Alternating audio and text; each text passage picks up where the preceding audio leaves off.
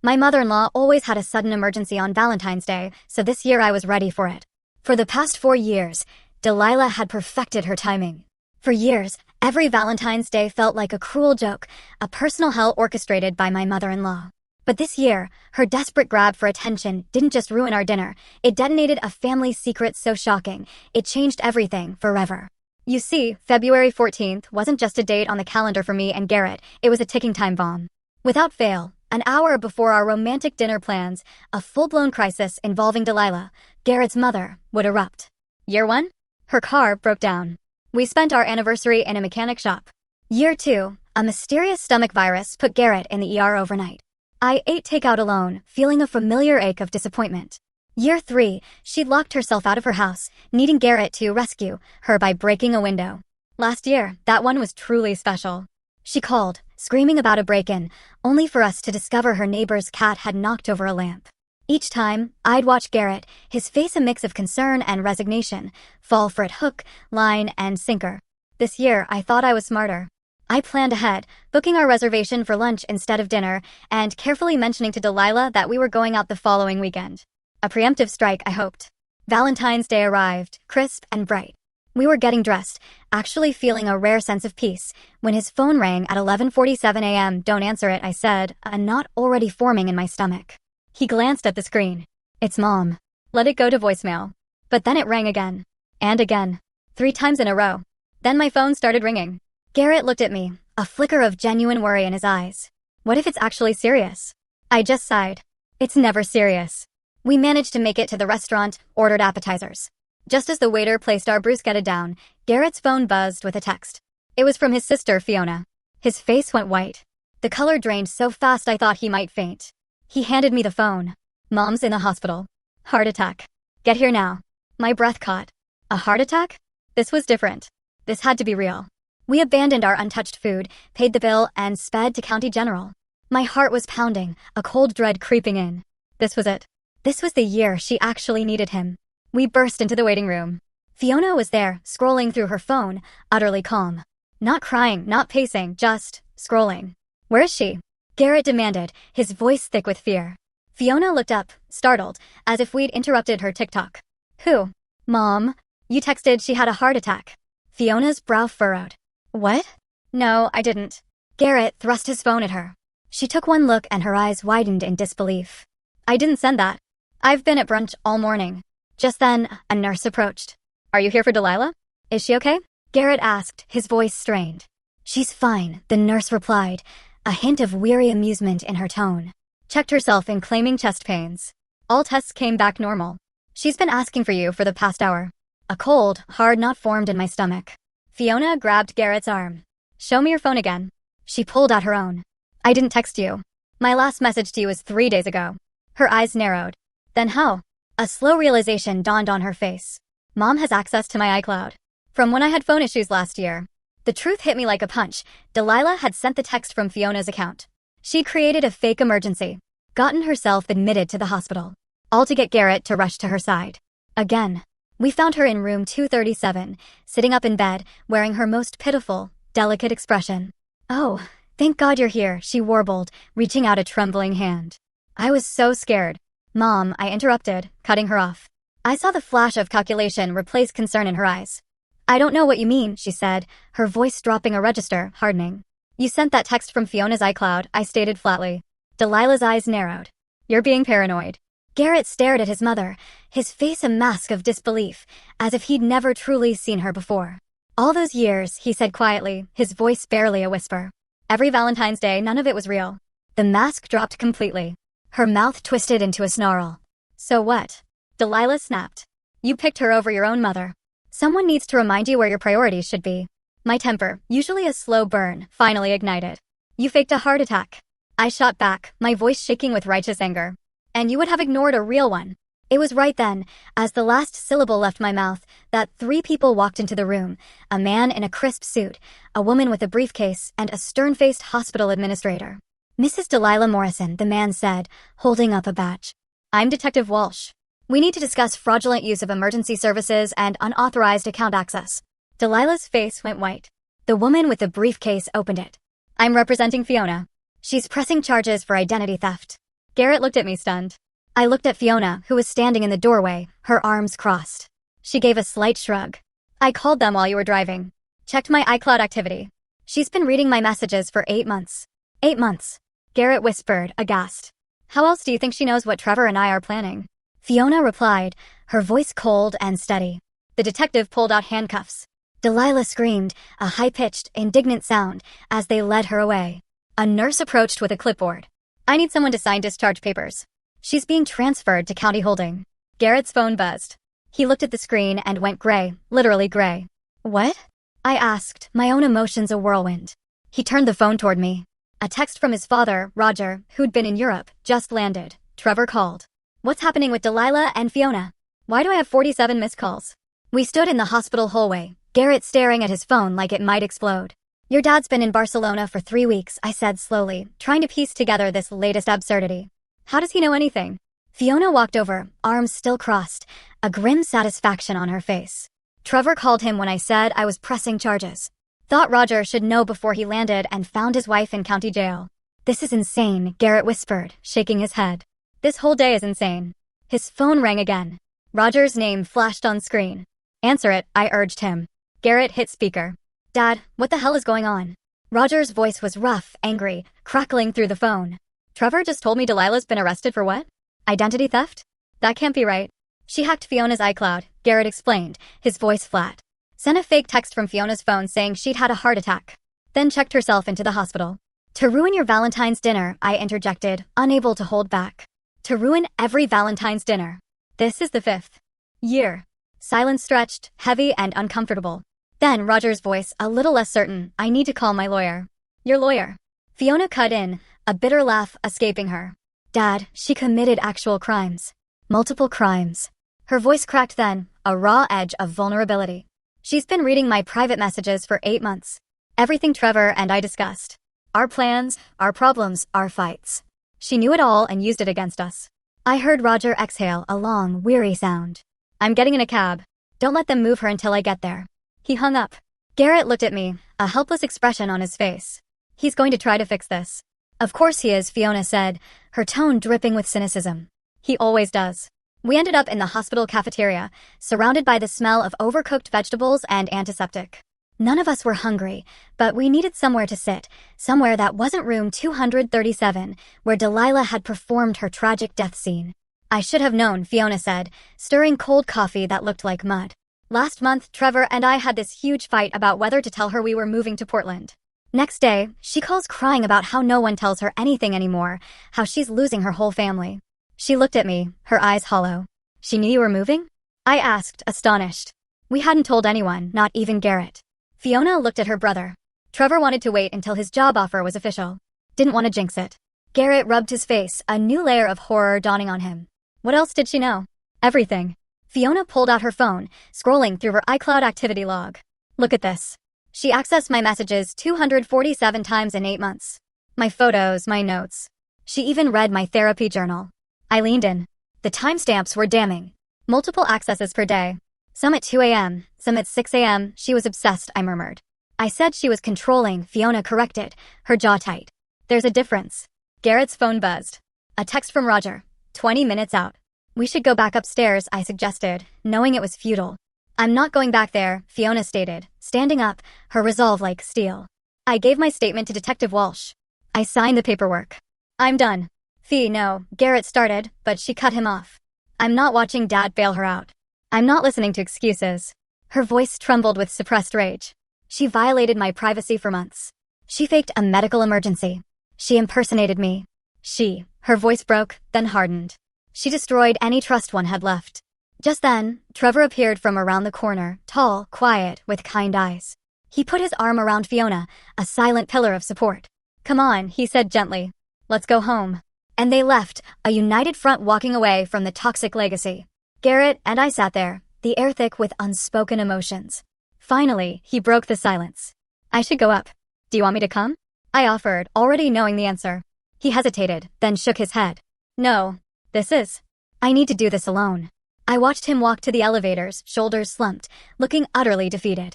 The same man who'd been excited about fancy appetizers just 6 hours ago, before his mother had imploded our Valentine's Day again.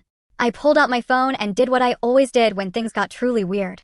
I called my best friend, Ramona. "Hey, how's the romantic lunch?" she answered, her voice cheerful. "We're at County General. Delilah got arrested." "What?"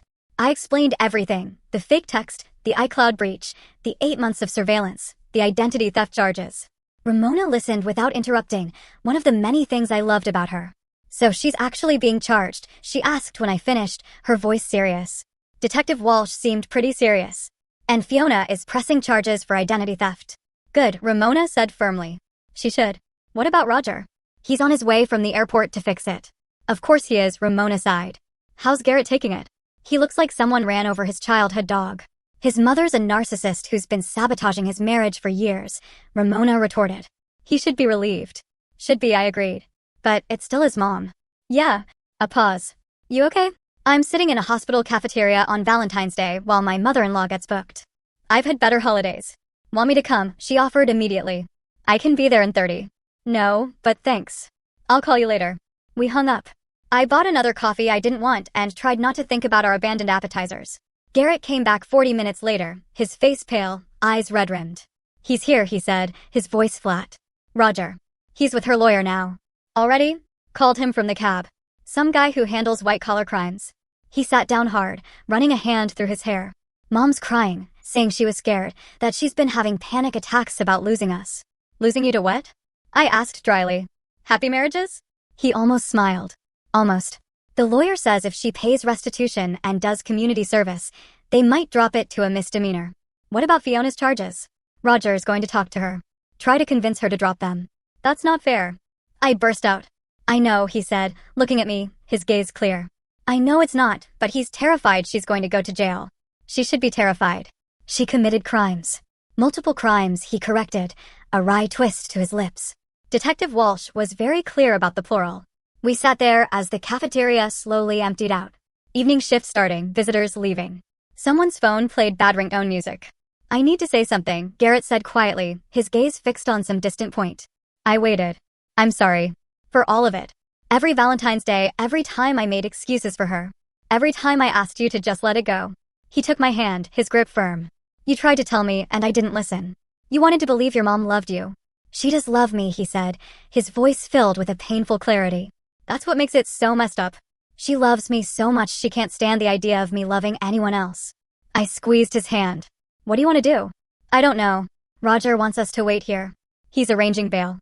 I meant long term. "What do you want to do about your relationship with her?" He was quiet for a long time, staring at our clasped hands. "I used to think boundaries were mean.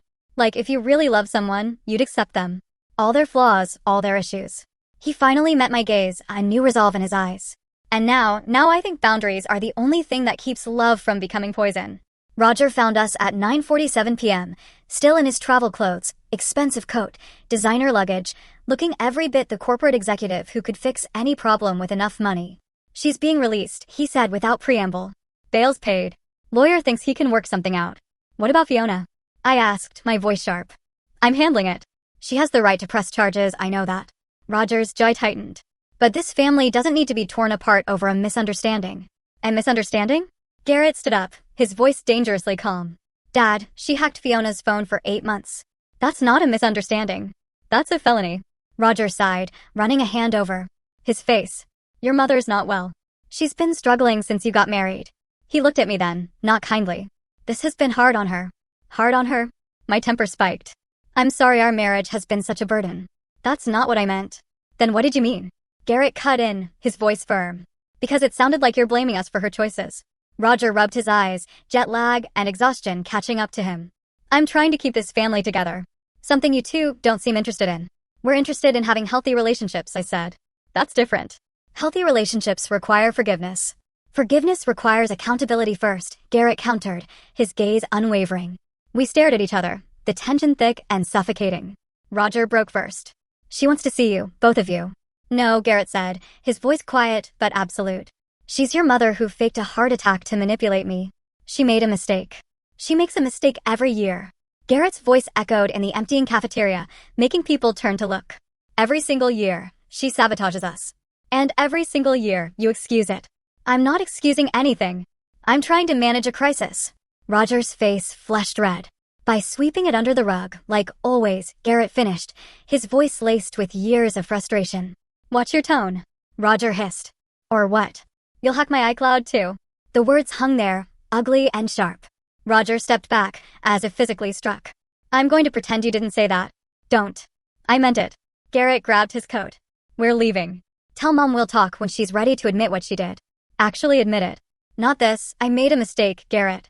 And tell Fiona we support her. Whatever she decides. We walked out, not looking back, got in the car and just sat there in the parking garage. I just told my dad off, Garrett said, a hint of awe in his voice. You did? I don't think I've ever done that before. How does it feel? He thought about it for a moment. Scary. But also, right? I started the car. Let's go home. It's still Valentine's Day. Barely. We could get takeout. That Italian place on Maple? Yeppies. Is it even open this late? Only one way to find out. We drove, no music, just the hum of the engine and Garrett occasionally sighing. When we pulled up to Yeppies, the lights were on. A miracle.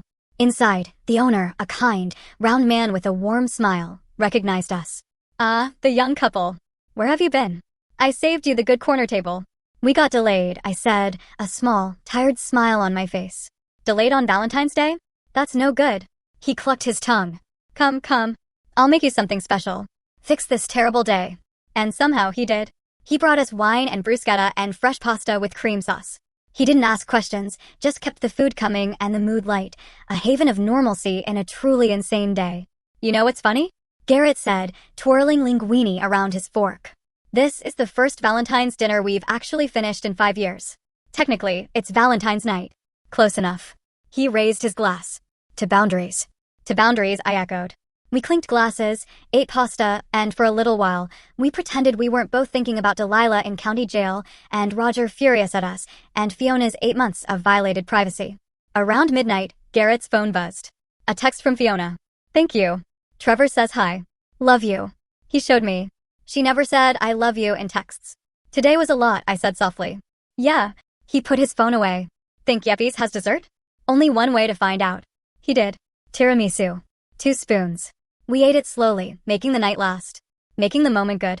Because tomorrow would come, and with it consequences, decisions, hard conversations. But tonight, we had tiramisu. And that felt like enough. The next morning started with 17 missed calls. Garrett's phone, my phone, both lit up like Christmas trees. Roger mostly. A few from Delilah's number, one from a number we didn't recognize. Should we listen? I asked, coffee in hand. Probably the unknown number was Detective Walsh.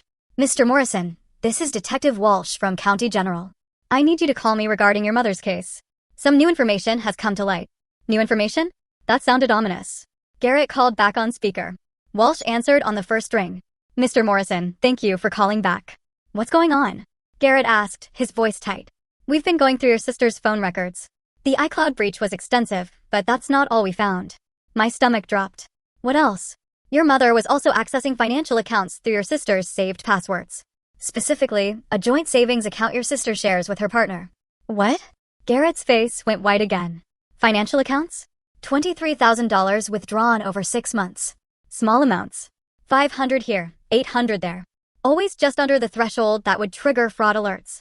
Oh my God, I breathed. Your sister filed a police report this morning, Walsh continued. We're adding wire fraud and grand larceny to the charges. Garrett sat down hard on the couch. Does my dad know? He was present when your sister filed the report. And, Walsh hesitated. He tried to offer restitution immediately. Your sister declined. Good, I muttered under my breath. There's one more thing, Walsh added, and I braced myself. We found evidence your mother was planning to access your accounts as well.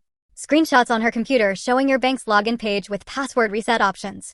I felt sick. She was trying to hack our accounts too. Appears that way.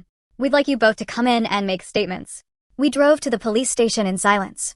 What do you even say? Your mother-in-law wasn't just controlling, she was a criminal, actively stealing from her own children. Fiona was already there with Trevor, with a different lawyer. Not Roger's corporate guy, but someone who specialized in family financial crimes. Hey, she said when she saw us, her eyes tired but firm. Fee, I'm so sorry, Garrett said, his voice full of anguish. Not your fault. I should have believed you. All those times you said something felt off. She paused. You believed your mother. Most people would. Her eyes were red, but her voice was steady. Roger's been calling all morning, offering money, begging me to drop it. Are you going to? I asked. No, her voice was like stone. Trevor and I were saving for a house. We had almost $30,000. She took a third of it, and she was going to keep taking until there was nothing left. We'll pay you back, Garrett said instantly. Whatever she took. That's not the point, Fiona said, her lawyer gently touching her arm. She took a deep breath. The point is, she chose to steal from us, from her own daughter. And I'm done protecting her from consequences. Detective Walsh came out. Ms. Morrison, Mr. Morrison, we're ready for you. We spent the next 3 hours giving statements. Yes, Delilah. Had access to emergency funds we'd shared in the past. No, we hadn't noticed anything suspicious. Yes, we'd change all our passwords immediately. Yes, we understood this was a criminal matter. When we finally left, it was after 2 p.m. None of us had eaten. Trevor suggested lunch, but nobody was hungry. What happens now? I asked. Arraignment tomorrow, Fiona's lawyer said. Given the amount stolen and the premeditation, she'll likely face significant charges. Prison time. Garrett's voice cracked. Possibly, though first offenders with means often get plea deals. The lawyer's expression softened. I know this is hard, but your sister did the right thing. We walked to our cars, the February wind cutting through our coats. Roger's going to lose it, Garrett muttered. Roger enabled this, Fiona replied. For years, every time she did something inappropriate, he'd smooth it over, pay people off, make excuses. She looked at her brother. I love Dad, but he created the situation as much as she did. What are you going to do? Garrett asked her. Trevor and I are moving to Portland as planned. Maybe sooner now. We need distance. Fee, this isn't about you, Garrett said, thinking of Delilah. She shook her head gently. No, you're not her. You didn't do this. But I can't keep living in the same city as them. Always waiting for the next boundary violation, the next manipulation. I get it. He hugged her, long and tight. Call me later. Yeah. Trevor and Fiona drove away. Garrett and I stood there in the parking lot, the weight of everything pressing down. Yuppies again? I suggested a small, hopeful question. Yuppies again, he agreed. Roger showed up at our house that night. Didn't call, didn't text, just rang the doorbell at 8:37 p.m. Garrett opened the door. Dad, we need to talk. Come in. Roger looked older than yesterday. Lines deeper, eyes haunted. He sat on our couch like he'd never seen one before. Fiona won't answer my calls, he said, his voice flat. Can you blame her? I asked, my voice sharper than I intended. I'm trying to fix this. You can't fix this, I said. Not with money, not with lawyers, not with anything. She's my wife, your mother. I can't just, he stopped, unable to finish. The financial charges. That's serious. That's prison time. She stole from her own daughter, Garrett said, his voice firm. What did you expect to happen? I expected family to stand together. We are standing together, Garrett countered. With Fiona. Roger's face flushed. You're choosing your sister over your mother. I'm choosing the person who was victimized over the person who committed crimes. Yes, she's not well. She needs help, not punishment. She needs consequences, I added, seeing the look of confusion on Roger's face. There's a difference. Easy for you to say, she's not your mother. The words hung there, bitter, meant to hurt. No, I agreed, meeting his gaze squarely. She's not. My mother respects boundaries, respects privacy, respects that I'm an adult who makes my own choices. Roger stood up. I came here hoping we could figure this out as a family. We're not a family, Garrett said quietly, his gaze unwavering. Not the way you want us to be. We're a collection of people with the same DNA who've been pretending dysfunction is normal. That's not fair. Roger exploded. It's completely fair. Mom manipulates. You enable. Fiona and I adapted by being hyper-responsible and trying to keep the peace. That's not healthy. That's not family. So what? You're done? Just like that. We're done pretending, Garrett said, a new strength in his voice. There's a difference. Roger grabbed his coat, headed for the door, then stopped. She's asking for you. Both of you. She wants to explain. I'm sure she does. Will you at least think about it? Garrett looked at me. I shrugged. His choice. Maybe, he finally said, after a long pause. After the arraignment. After we see if she takes accountability. Real accountability, not the performance she's so good at. Roger left. We listened to his car start, listened to him drive away. Yuppies? Garrett asked. We can't keep eating yuppies every night, I said, trying to sound reasonable. Why not? It's our tradition now. Valentine's catastrophe tradition. I laughed, a genuine, relieved sound. Fine. Yuppies. I'm getting the carbonara this time. Live dangerously. We drove through the dark streets, our small city quiet at this hour. Yuppies was almost empty, a midweek lull. The owner saw us coming and grinned. The young couple returns. 2 nights in a row. This is love. If only he knew. The arraignment was set for Thursday. Garrett took the day off. I called in sick.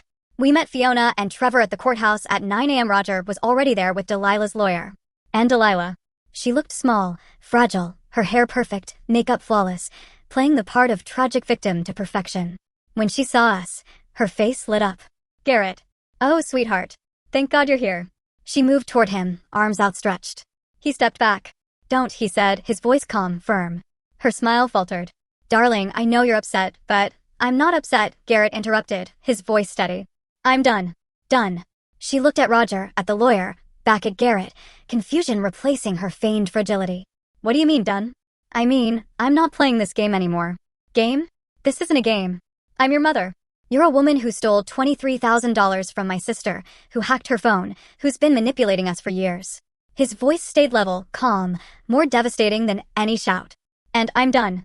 Delilah's eyes filled with tears. Real ones or performed ones? Impossible to tell anymore. How can you say that after everything I've done for you? What have you done besides sabotage every relationship I've tried to build? Garrett retorted, a lifetime of repressed anger finally finding its voice. I protected you from what? Happiness? The lawyer touched Delilah's arm. Mrs. Morrison, perhaps we should go inside. No. She turned to Fiona, her eyes blazing. You. This is all your fault, turning your brother against me. You always were jealous. Don't. Trevor stepped between them, tall, solid, protective. Don't talk to her. Delilah looked shocked, as if servants weren't supposed to speak. Excuse me. You heard me. Don't talk to Fiona. Don't look at her. Don't contact her ever again. You can't tell me, I absolutely can. Trevor's voice stayed soft, polite even, but there was steel underneath. You violated her privacy. Stole her money. And now you're playing victim? It's disgusting. Roger moved forward, a placating hand raised. Now wait just a minute. No. Fiona's voice cut through, sharp and clear. Trevor's right. I'm done, Mother. Completely done. After today, we're moving. You won't have our address. You won't have our numbers. You'll have nothing. You can't do this. Delilah shrieked. Watch me. The bailiff opened the courtroom doors. State versus Morrison. All parties inside. We filed in, took seats on opposite sides. Delilah with Roger and her lawyer. Us with Fiona and Trevor. The divide couldn't have been clearer. The judge was a woman in her 60s. Silver hair, sharp eyes. She reviewed the charges with an expression that said she'd seen this all before, suburban family drama playing out in her courtroom. Mrs. Morrison, you're charged with identity theft, unauthorized access to computer systems, wire fraud, and grand larceny. How do you plead? Delilah's lawyer stood. Not guilty, Your Honor. Noted. Bail is set at $50,000. Trial date to be determined. Miss Morrison. She looked at Fiona. I understand you're the primary victim here. Yes, Your Honor. There's been a request for a restraining order. Yes. Granted. Mrs. Delilah Morrison is to have no contact with Fiona Morrison or Trevor Hughes. No calls, no texts, no emails, no third-party contact. Violation will result in immediate arrest. Clear. Delilah gasped. You can't. The gavel came down with a resounding thud. I just did. Next case. Outside the courthouse, Roger tried one more time. This is insane, he said, his voice desperate. She's your mother, your family. Being family doesn't give her the right to commit crimes, Fiona said, her voice firm. It was a mistake. Roger pleaded. It was theft. Premeditated theft over 6 months, Trevor added, his arm around Fiona, protective. Stop minimizing it. I'm not. Roger stopped, looked at both his children, his face etched with a mix of fury and despair. Fine. You want to abandon her? Go ahead. But don't come crying to me when you realize what you've done. We won't, Garrett said, his voice calm. Roger walked away, Delilah hurrying after him, a pathetic, mascara-streaked figure. We watched them go, 2 people who'd rather protect dysfunction than confront it. Yuppies. I suggested. Yuppies, everyone agreed. Over carbonara and wine, we planned Fiona and Trevor's move. Our new passwords. Our new boundaries. Our new life without Delilah's manipulation. When are you leaving? I asked. 2 weeks, Trevor said. I already gave notice at work. Fiona's got a remote position lined up. That fast? We've been planning this for months, Fiona admitted. The Portland job offer came in December. We were just waiting for the right time. Does Roger know? He does now. Mom found out from my texts. Started the guilt campaign immediately. How bad? Bad. Crying about being abandoned. Threatening to cut me off. Claiming I was ungrateful. Fiona swirled her wine, her expression thoughtful. I used to feel guilty. Now I just feel relieved. To Portland, Garrett raised his glass. To Portland, we echoed.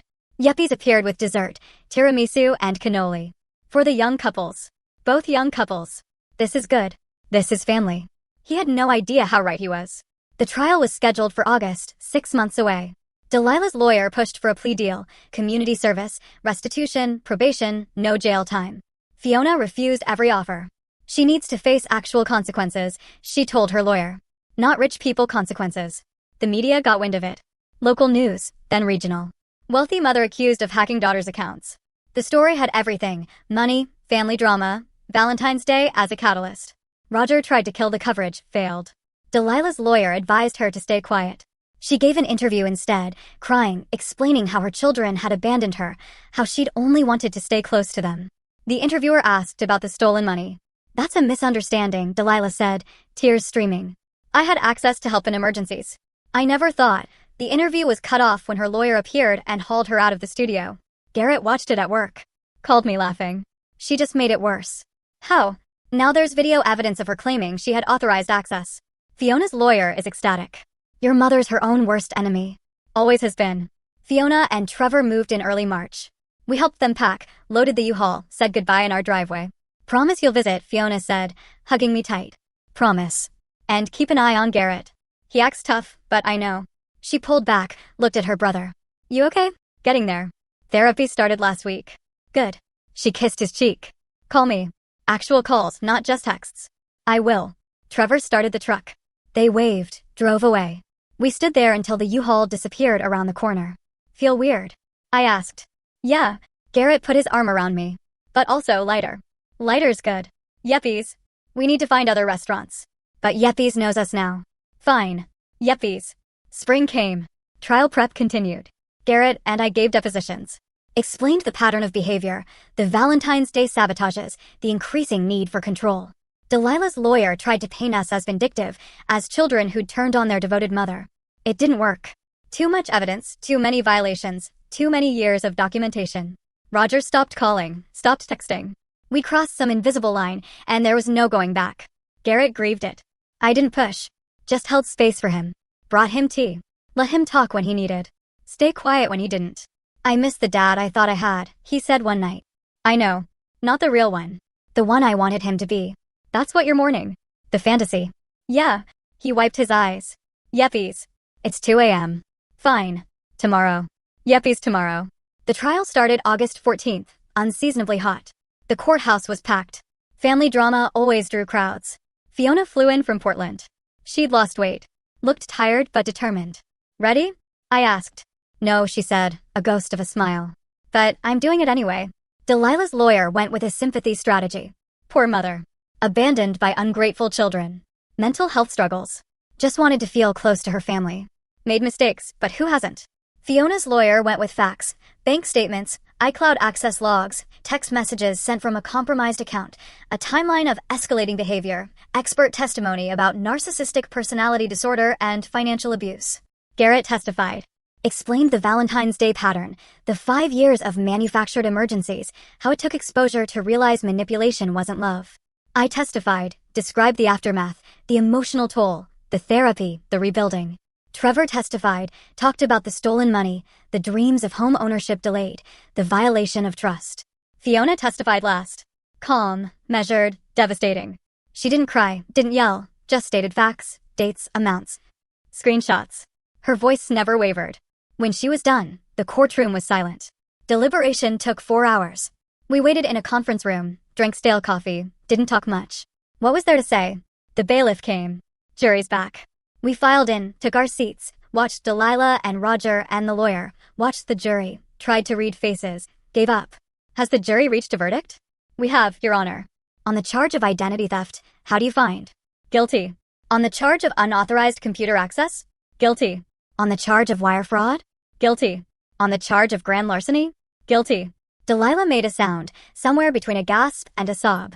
Roger grabbed her hand. The lawyer's shoulders slumped.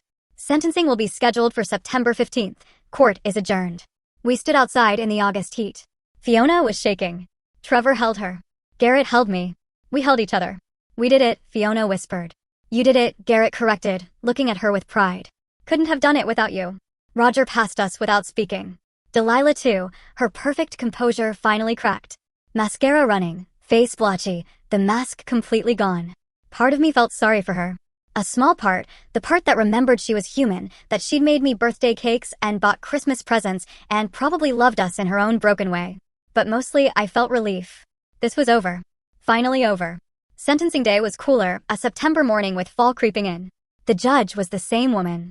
Silver hair, sharp eyes. Mrs. Morrison, you've been found guilty on all counts. Before I pass sentence, do you have anything to say? Delilah stood. For once, Roger wasn't beside her. He'd stayed home. According to Fiona, they'd separated. She didn't know details. Didn't want to. Yes, Your Honor. Delilah's voice was steady. No tears now. No performance. I want to say I'm sorry. Not because I was caught.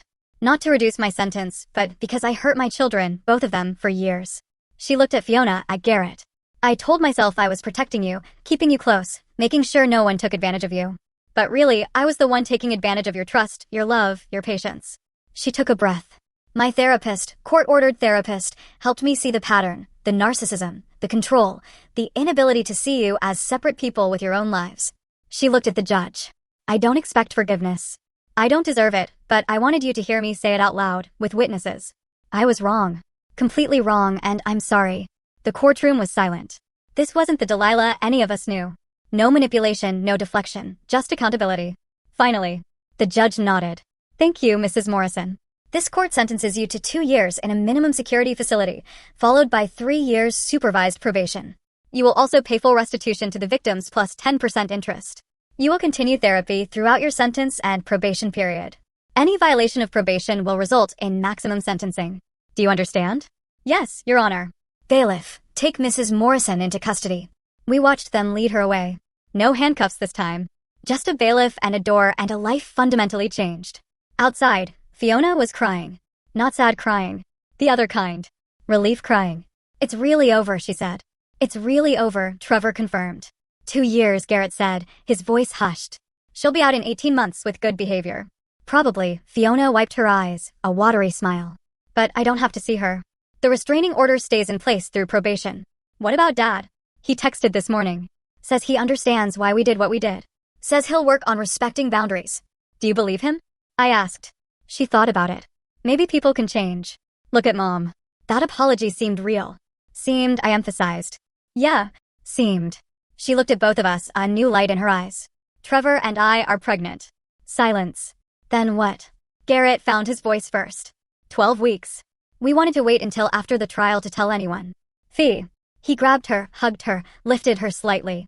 That's amazing. Put me down, I'm gestating. He put her down. Does Roger know? Not yet. We're telling him next week. If he wants to be in the baby's life, he has to commit to therapy. Actual therapy, not just one session to check a box. Good boundary, I observed. Learning from the best. She smiled. You're going to be an uncle. I'm going to be an uncle, Garrett repeated, testing the words, finding them good. We drove home, processed, felt all the feelings.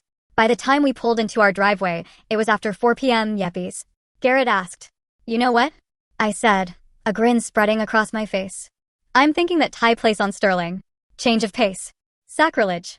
It's always Yeppies after major life events. Yeppies is closed Mondays, I pointed out. Oh. He checked his phone. Right. Thai then. Thai sounds good. We ordered pad Thai and green curry. Ate on the couch. Watched mindless TV. Didn't talk about the trial or Delilah or any of it. Just existed together in our house, in our marriage, in our life that we'd fought so hard to protect. Around 11 p.m., Garrett's phone buzzed. A text from Roger. Your mother asked me to tell you she meant what she said. The apology. She knows she has work to do. Hope someday you can talk.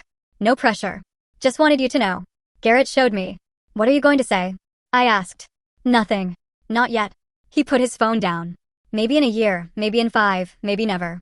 But not today. Fair. We went to bed. Slept better than we had in months. No wait. No waiting. Just peace. Life continued. Garrett got promoted at work. I started taking night classes. We talked about maybe buying a house. Maybe trying for kids in a few years. Maybe visiting Fiona and Trevor in Portland. Delilah sent letters from prison. Garrett read them sometimes. Put them in a box. Wasn't ready to respond. Might never be. That was okay too. Roger started therapy. Sent updates monthly. Didn't push for reconciliation. Just kept working. Kept trying. That was something. Valentine's Day came around again. Year 6. What do you want to do? I asked in January. Dinner. Actual dinner. No drama. You sure? Positive. Yeppies has that back room. I reserved it. Very fancy. We've earned fancy. February 14th arrived. No phone calls, no emergencies, no fake heart attacks. We got dressed, drove to Yeppies. The owner greeted us like royalty. Ah, the young couple. Your special night. Come, come. He led us to the back room. Candles, flowers, soft music, the works. This is beautiful, I said, genuinely touched. You deserve beautiful. Garrett took my hand. After everything, you deserve beautiful. We ate, drank wine, talked about nothing important. And everything important. About our life, our future, our boundaries that made love possible instead of poisonous. Garrett's phone stayed silent, face up on the table. No calls, no texts, no manufactured crises. We did it, he said around 10 p.m. We actually did it. Did what? Made it through Valentine's Day together. Happy. No drama. Was there ever doubt? Every year for 5 years, yes. He raised his glass. To year 6 and 7 and 50. To us, he corrected. And the family we're choosing to build.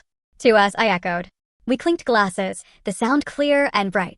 And full of promise. Outside, February wind howled. Inside, we were warm, safe, free. Josette brought us tiramisu.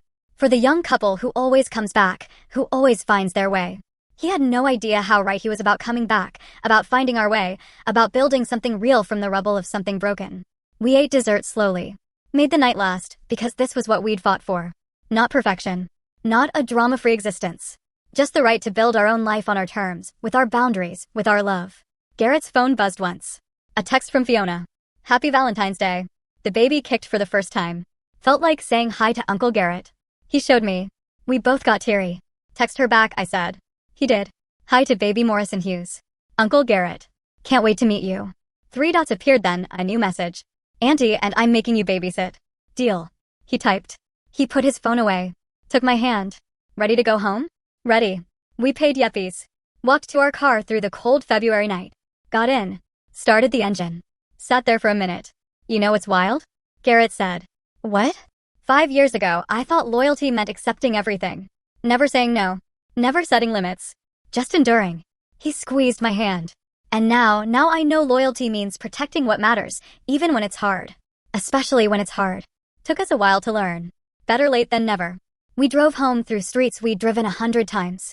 Past landmarks, past memories, past 5 years of manufactured emergencies and stolen Valentine's Days. Past all of it and into something new. Something better. Something ours. When we pulled into our driveway, every light was off. No emergencies. No drama. Just home. This is nice, Garrett said. Boring, but nice. Boring's underrated. Boring's perfect. We went inside, changed, brushed teeth, got into bed. His phone stayed on the nightstand, silent, dark, blessedly quiet. Love you, he said. Love you too. Even without the drama. Especially without the drama. He laughed, pulled me close. We fell asleep like that, tangled together. Safe. Sound. Free. 18 months later, Delilah was released.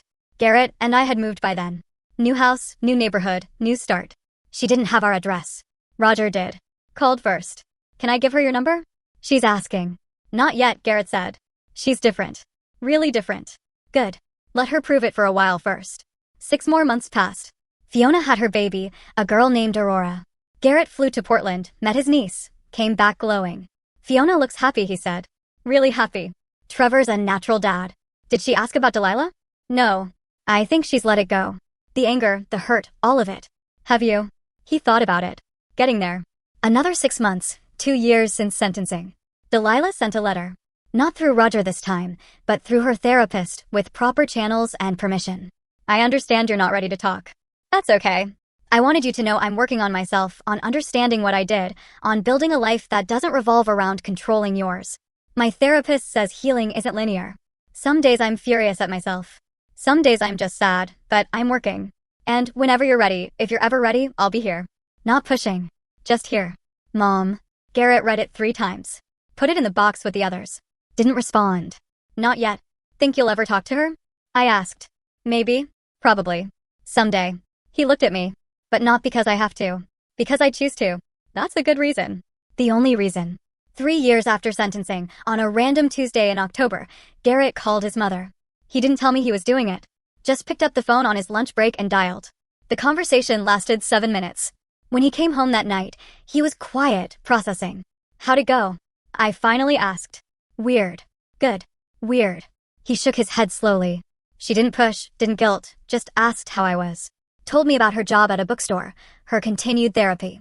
Didn't mention Roger or Fiona? Unless I brought them up. Which I didn't. How do you feel? Uncertain, but okay. Like maybe this is what progress looks like. Slow. Careful. Boundaried. You going to call again? Maybe in a few months. We'll see. And that was it. No grand reunion. No tearful forgiveness scene. Just a small step towards something that might someday resemble a relationship, or might not. And either way, it was okay. 5 years later, Garrett and I were loading the car for Portland. Annual visit to see Fiona and Trevor and the kids. Aurora was 7 now. River was 5. Both perfect, both wild.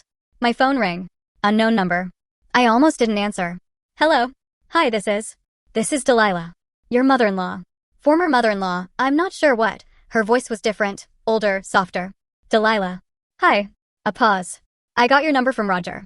I know I'm not supposed to call without permission, but I wanted to ask something, and I'll respect whatever answer you give. Okay. Aurora's birthday is next month. Fiona sent me an invitation through Roger. Said I could come if I wanted, if I could handle it. She paused, the weight of the question palpable. I wanted to ask if you'd be comfortable with that. You and Garrett. I won't come if it makes things difficult. I looked at Garrett, loading suitcases, his back to me. Let me call you back. Give me an hour. Of course. Thank you for even considering it. We hung up. I told Garrett. He sat down on the porch steps. Fiona invited her? Apparently without telling us. Wanted to wait until we got there, probably. He ran a hand through his hair. What do you think? I think it's not my call. It's yours and Fiona's. He was quiet for a long time. Finally, he looked up. Call her back. Tell her yes. But ground rules. No gifts bigger than $20. No unsupervised time with the kids. No discussing the past unless invited. One wrong move and she leaves. You sure? No. But life's too short to hold grudges forever. Doesn't mean I trust her. Doesn't mean we're family again. Just means I'm willing to see if she's actually changed. I called Delilah back. Gave her the rules. She agreed immediately, thanked me, hung up before I could say anything else. That was weird, I told Garrett. Everything about our family is weird, he said, pushing himself up. Fair point. Aurora's birthday party was chaos. 7-year-olds and sugar and a bounce house. Fiona looked tired but happy. Trevor was working the grill. Roger was playing with River. Everything normal. Then Delilah arrived, hair shorter, clothes simpler, carrying a small wrapped box. She stood in the driveway like she wasn't sure she was allowed in. Fiona saw her, walked over. They talked quietly. Then Fiona hugged her. Brief. Careful. But a hug. Delilah cried. Silent tears. Not performed. Real. She stayed for exactly 2 hours. Talked to Aurora briefly. Handed her the present, a book. $15, according to the price sticker she'd left on. Probably on purpose, to show she'd followed rules. She talked to Garrett for 10 minutes, to me for 5, to Roger for 20. Then she said goodbye to Fiona and left before the cake came out. How was that? Trevor asked, wrapping his arm around his wife. Surreal, but okay, she said, watching Delilah's car disappear. She followed the rules. Is she coming to River's party? We'll see. One step at a time. That night, after the kids were in bed and the adults had wine, Fiona and I talked on the porch. I never thought I'd invite her, she admitted. Even a year ago, I would have said, no way. Absolutely not. What changed? Aurora asked about her. Found an old photo of the whole family. Asked why Grandma Delilah wasn't in any recent pictures. Fiona sipped her wine. I tried to explain in kid terms, but Aurora kept asking, kept wanting to know. And I realized I was making her pay for Delilah's crimes. Not seeing her grandmother because of things that happened before she was born. That's generous. It's exhausting, she corrected. But it's the right kind of exhausting. The kind that comes from trying, from giving people, even people who hurt you, a chance to do better. You think she has done better? I think she's trying. That's all I can ask for right now. We sat in comfortable silence, listening to Portland sounds, city noises, life noises. Garrett told me something yesterday, I said. He said grudges are heavy and he's tired of carrying them. Smart man, your husband. He has his moments. Trevor and I are thinking about having a third, Fiona announced, changing the subject with a sly grin. Really? Really. Figure if we can navigate blended family drama, we can handle 3 kids. That logic seems flawed. Probably. But we're doing it anyway. I laughed. Fiona joined me. We sat there, 2 women who had survived family dysfunction and built something better. Not perfect, but better. And all of that was enough. 15 years after that first Valentine's Day disaster, Garrett and I were at Yeppies. Obviously. Where else would we be? The owner's son ran it now. Yeppies, the original, had retired, but he still came by on Valentine's Day. Tradition. The young couple. Now old like me. He laughed at his own joke. Still making that joke, Yeppies? I said, dryly. Still funny. He winked. Your table is ready. The corner. Like always. We sat. Ordered. Garrett's phone was on the table, face up, silent. Like it had been for years. No calls, no texts, no emergencies. Just us. 15 years of Valentine's dinners. 15 years of choosing each other. 15 years of boundaries that made love possible. Remember year one? Garrett asked, a soft smile playing on his lips. The mechanic shop. Hard to forget. I was so mad at you for being suspicious. And I was right. You were. About everything. He took my hand across the table. Thank you for what? For not leaving when it would have been easier. When most people would have. You're worth it. We're worth it, he corrected. This US. What we built. Yeppies' son brought appetizers, fresh bruschetta, just like his father used to make. To Yeppies, Garrett raised his glass. And boundaries. And boring evenings. To boring evenings, I agreed. May we have 50 more? 50 more, he repeated. We clinked glasses, ate, talked, laughed, made plans for tomorrow and next week and next year. Garrett's phone stayed silent. No drama, no disasters, no last-minute catastrophes. Just us together, building our life, one boring, beautiful Valentine's Day at a time. And all of that was more than enough. It was everything.